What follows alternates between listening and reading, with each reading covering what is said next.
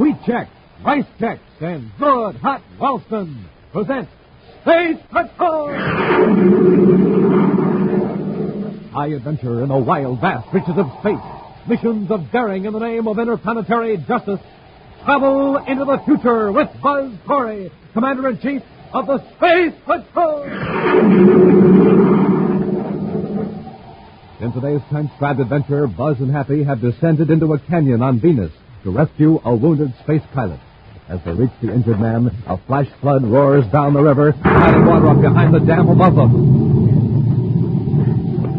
We got to get him out of here quickly, Happy. The water's rising fast. Once we get into the ledge, we shouldn't have any trouble carrying him to the top. It's a landslide. Press close to the dam. Keep your head down.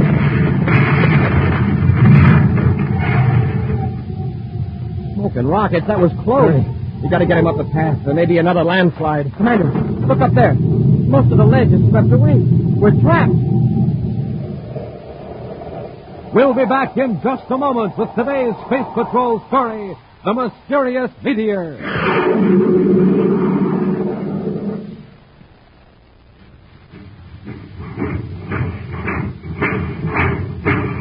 Do you hear that, gang? That's the Terra Express train trying to get up speed on ordinary fuel. Not very speedy, is it? But now listen to that same train with super fuel in its tank.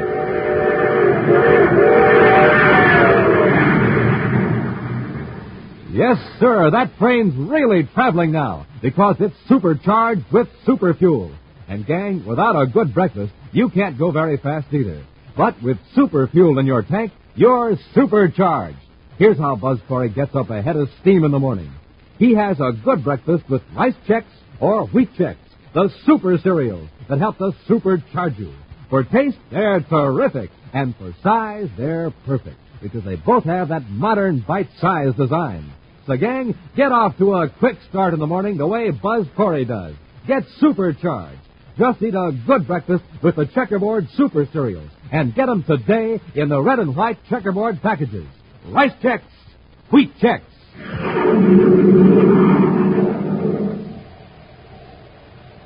One of the 30th century's greatest achievements has been the transformation of barren desert areas on the planet Earth into rich, fertile farmlands.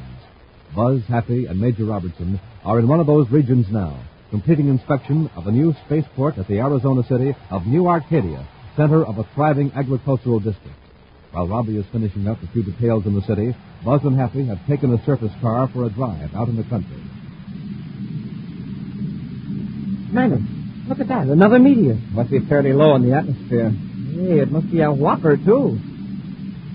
Wow, did you see that? It got so hot it exploded. And what a flash. It lit up the whole countryside. Quite a show. I never saw one like that before. Oh, look, there's another one.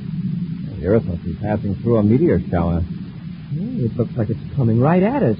And when this one explodes, it'll make quite a display. It better explode pretty quick before it hits. Hey, Commander, it looks like it's headed right for the city. Commander, it hit.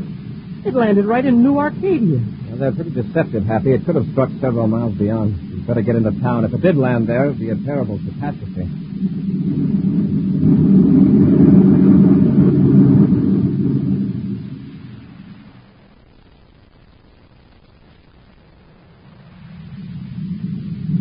We're getting close, Commander. There's a whole area roped off up there. And the people are jammed around it. And we'll have to stop here and get out, Happy. We can't get through the crowd with this surface car. Hey, look. There's Major Robertson. Commander, I'm glad you're here. What happened, Robbie? A meteor landed right in the middle of the park. Anybody hurt? No, by a lucky chance. A few people got showered with dirt, and a couple of hundred got the scare of their lives. Well, how big is the meteor? It's hard to tell. There's a crater about 20 yards wide. The meteor's way down the bottom of a deeper pit, glowing and red hot. Let's get through this crowd and have a look. Right, Commander. All right, make way, please. Stage still coming through. What a crowd. Oh, there she is. Hey, it looks like a huge red eye. We don't know how large it really is. Part of it's buried by the dirt that fell back into the pit. Look at the size of the crater, Robbie. A miracle it landed where it did. A very lucky miracle. Well, they're bringing up the Tomo power shovel now. Well, aren't they going to wait until it cools off before they try to pull it out?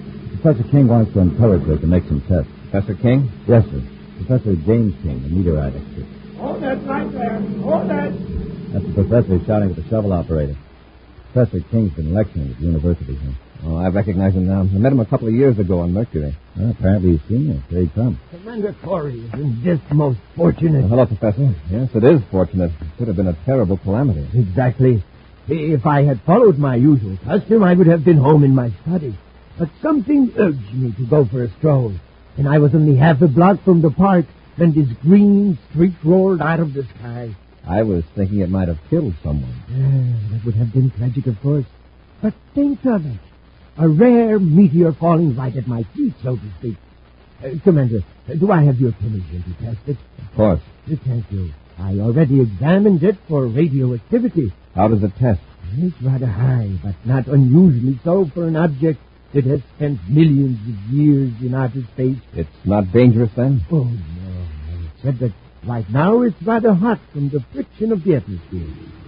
The shovel operator is going to scoop away some of the dirt so I can check its size. Would you care to watch? Of course, Professor King. Oh, by the way, this is Cadet Happy. How do you do, sir? Glad to know you, Cadet. Your first meteor? Well, not quite. Happy's had quite a few experiences with meteors in space. Oh, of course. Now, here comes the first group. Get back! The meteor exploded. No, it didn't. It's still glowing. Yeah, but look at the shovel. I mean, look where it was. That huge scoop is gone. The cables are just hanging there. What could have caused it, Professor? I don't know, Commander. The meteor is hot, but not hot enough to melt a steel shovel. To say nothing of exploding one. It's a wonder we weren't hit by the hot metal. Professor, you'd better leave that meteor alone until we get this crowd cleared away. Yes, Commander, you're right. Robbie, have the local patrol keep everybody out of the park except the professor and men on official duty. Yes, sir. Professor, I suggest you get an Endurium scoop on that power shovel. You'd better wait till that meteor cools off a little more. Good suggestions, Commander. I'll follow them. Robbie, put a guard around the crater. I don't know what we've got here, but this is no ordinary meteor.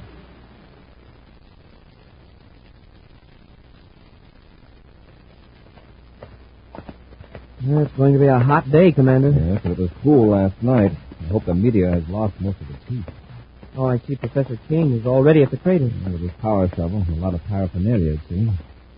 Good morning, Commander. Good morning, Professor. Well, I made a few tests. What did you find out? The object has cooled considerably, although it's far too hot to touch. Well, I wouldn't advise touching it at all until we know a lot more about it. I managed to make a spectrographic analysis of it.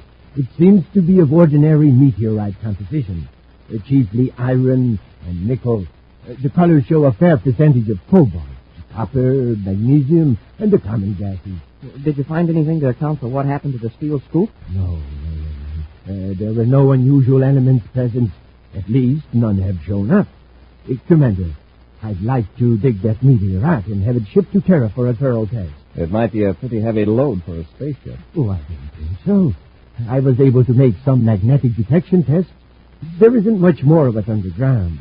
It should only weigh about 500 pounds. Well, hand me that case, Happy. Before we start that Endurium shovel, Professor, let's make a few simple tests. What kind of tests? We saw what happened to that hard steel last night, so I brought a few small samples of different metals. I thought we might toss them down on the meteor and see what would happen. Excellent idea. Let's go down into the crater a little farther. Aye.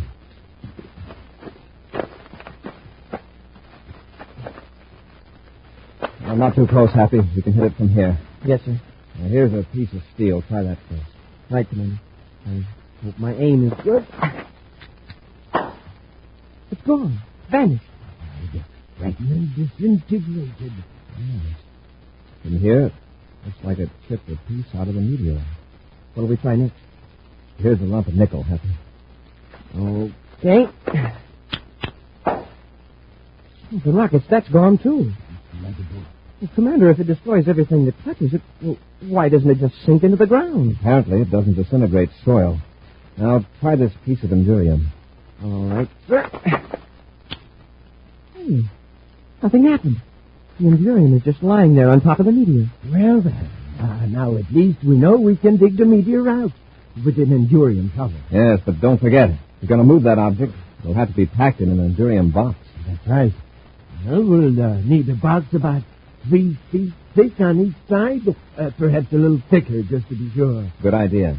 Oh, I can hardly wait to get it to my laboratory on Terra so that extensive tests can be made. Well, you better not try it with any expensive instruments. It's going to be a difficult object to handle, all right. Professor, we'll leave you now. Happy and I have got to get back to local Space Patrol headquarters and clean up a few details. No, Commander.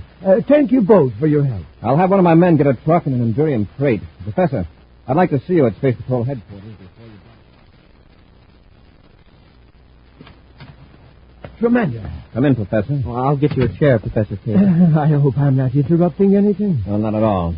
Won't you sit down? Have any trouble with your metal-eating monster? No, it's packed in an Endurium crate with another ordinary crate around that. And it is now at the new Arcadia spaceport. So you're ready to go to Terra and solve the mystery? Commander, I think I have already solved it. Do you know what makes it destroy steel and nickel? Well, that meteorite will destroy any substance that it contains within itself. But how? Other meteors don't do that. Dr. Rawlins and I have come to the same conclusion. We believe this meteor is matter in reverse. Matter in reverse? Yes. Matter entirely foreign to our part of the universe. It may have come originally from a galaxy millions of light years away, where matter is formed in an entirely different way. But you said it appears to be iron and nickel and other substances with which we're familiar. Yes, that's how it appears. But the atomic structure of each element is in exact reverse. Matter in our solar system has atoms with negatively charged electrons whirling around a positive nucleus. And this meteor has a negative nucleus with positive electrons. Exactly. For years, scientists have speculated about the possibility of such matter. Now we know it exists. Perhaps whole galaxies are made of. But I still don't see why it destroys other metals. That's only half of the story, Cadet. Part of the meteor is destroyed, too, in another form of atomic explosion. The two forms of matter cancel each other out. They neutralize each other. Precisely. Atom for atom. Commander, if we can learn to duplicate that process, we're on the threshold of a new era. Excuse me, Commander. Oh, Major Robertson. Yes, Robbie? I'm glad the professor's here, sir. There's been a mix-up at the spaceport. That meteor was put aboard the wrong spaceship. What? Well, there's nothing to be upset about. Freight dispatch has traced it. It's aboard a cargo ship carrying mining equipment to Venus. Commander, we have to overtake that ship. I know, Professor. Robbie, if that meteor should come in contact with a large body of iron or steel, such as a building, it would cause an explosion that would kill or injure everyone around it. We'll be back with Space Patrol in just a moment.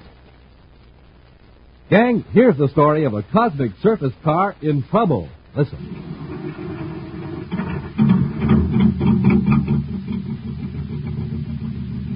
The trouble, it's got nothing to go on but ordinary fuel. But you hear that? The driver's filling up the tank with some super fuel. Something's going to happen now.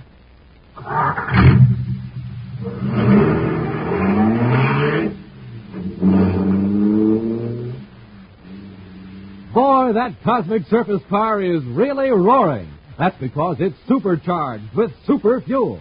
And the same is true with you, gang. What happens when you don't have a good breakfast? You're just a putt-putt. But when you fill up your tank with super fuel, man, you're supercharged. Here's how Buzz Corry does it. He eats a good breakfast with the checkerboard super cereal, Rice Chex, or Wheat Chex. Wait till you taste them, gang. Boy, are they good. Flavor galore in every crisp, bite-sized biscuit. So, gang, get going. Eat a good super cereal breakfast and get supercharged. Get the super cereals today, Rice Chex, Wheat Chex.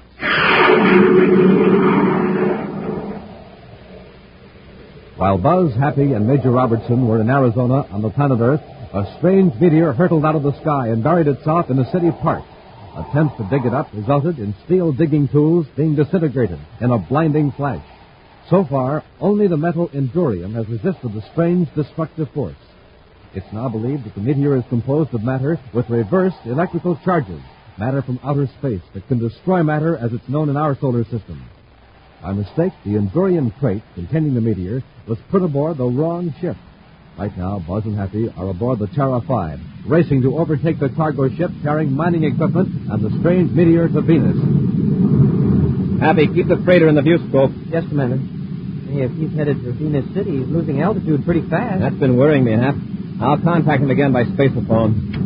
Commander Corry aboard Terra 5 calling cargo ship EC-349. Commander Corry to pilot Bill Craig aboard cargo ship EC-349. Craig here. Go ahead, Commander. I was just wondering why you're coming in so low. I wanted to tell you, but I've been too busy to call, Commander. I'm sure you know your business, but those Porlock Mountains aren't exactly anthills. You bet they aren't. Believe me, I'd enjoy being about 3 miles higher. Having trouble with your ship? Yes, sir. I came into Venus atmosphere on automatic trajectory control, and the control's out of adjustment. Looks like I'm going to have to set down outside the city somewhere under repellor aid. You don't sound very worried. Should I be? Well, you know your ship. Commander, exactly what am I carrying aboard this ship? Why is everything so mysterious? I'll explain it later, Craig. I wish somebody would.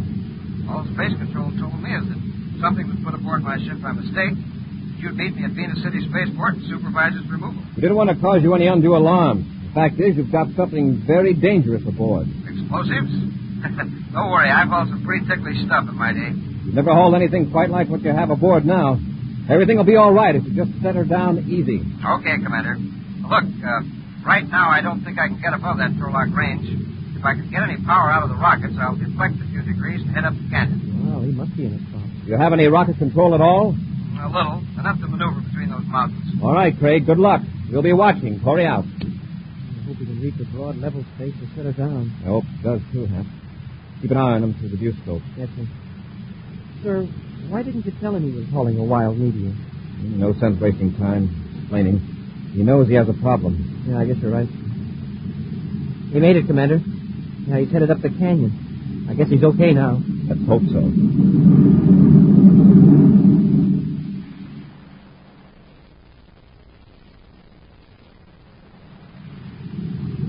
Hey, his speed's dropped way down, sir. He's losing altitude. Corry aboard Terra 5 calling Bill Craig. Craig here, go ahead. How you doing? Canyon widens out into a valley beyond Crescent Dam. I think I'll be okay when I pass there. All right, Craig. When you find a good spot, ease her down carefully. Right, sir. Craig out. Well, he's pretty cool about it, I'll say that. He's a skilled spaceman, Happy. He's going to need all the skill he's got.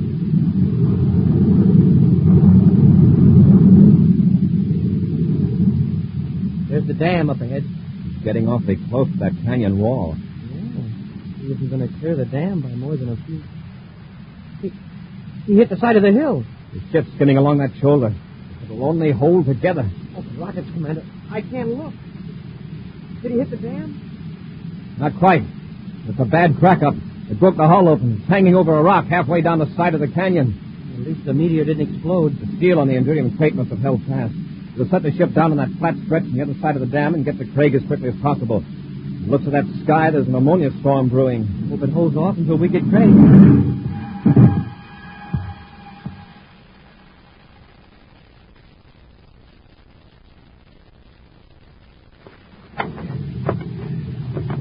Hey, this climbing is no cinch, Commander. This terrain is rough. A few more feet and we'll be even with the top of the dam.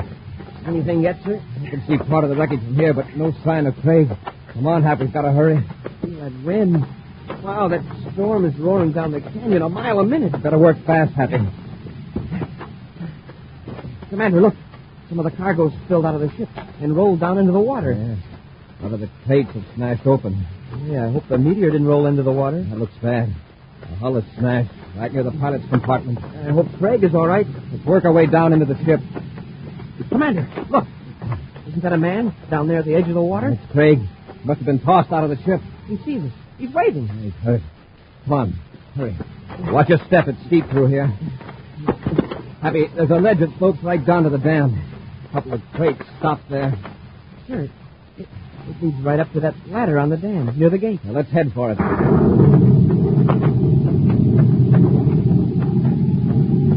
Sure lucky we trailed Craig into Venus instead of going on ahead to meet him at Venus City. All right.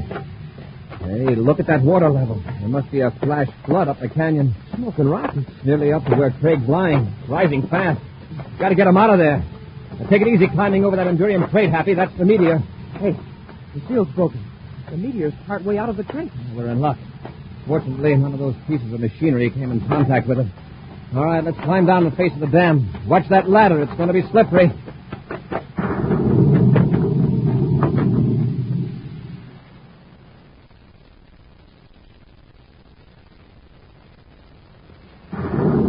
Commander, we'll have you out of here in a few minutes, Craig. Here, Happy, help me lift him to his feet. That's my right leg. Didn't mind the ship crashing, but bouncing down the mountain like a rubber ball was pretty rough. Can you put any weight on that leg, Craig? I'll try. I think I can make it. All right, put your arms over our shoulders. Rest most of your weight on it. How do we get him up over the dam, sir? The tough part will be the ladder. From there on, we can work back up the ledge and zigzag to the top. Yeah. I figure I can make it with a boost now and then. All right, start up the ladder. Okay.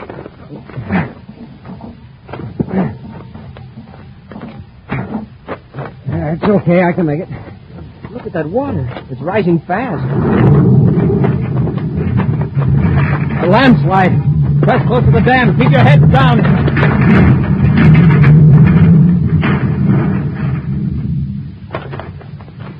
Look, the rocket. That was close. Look at that. If you men hadn't come for me, I'd be buried under several tons of dirt right now. Let's get out of here. There could be another landslide. Commander, look up there. How are we going to get out? The landslide has swept away most of the ledge. That's right. We can get as high as a sluice gate, but from then on, it's sheer wall. Let's get up to what's left of the ledge. We'll be out of the water at least.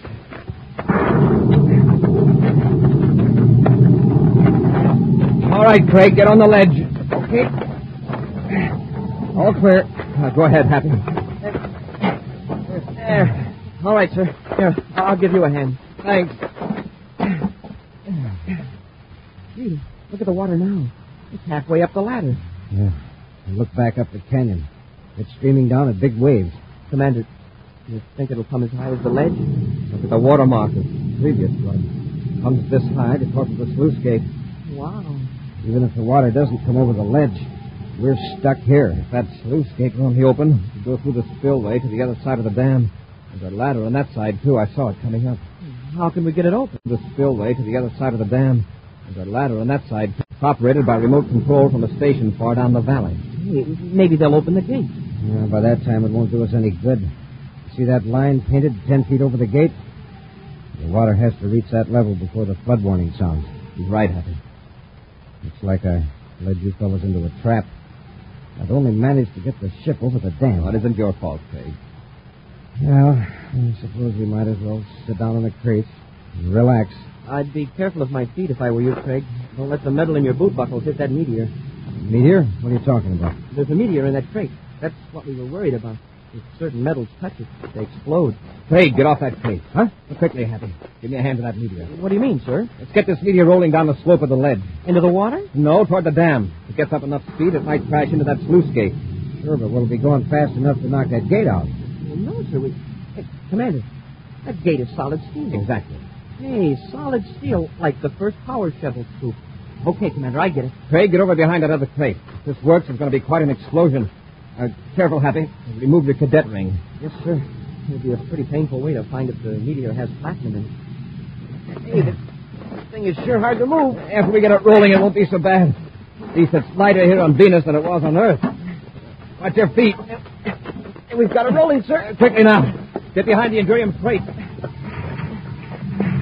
Hope it doesn't wobble off into the water. Craig, keep your head down.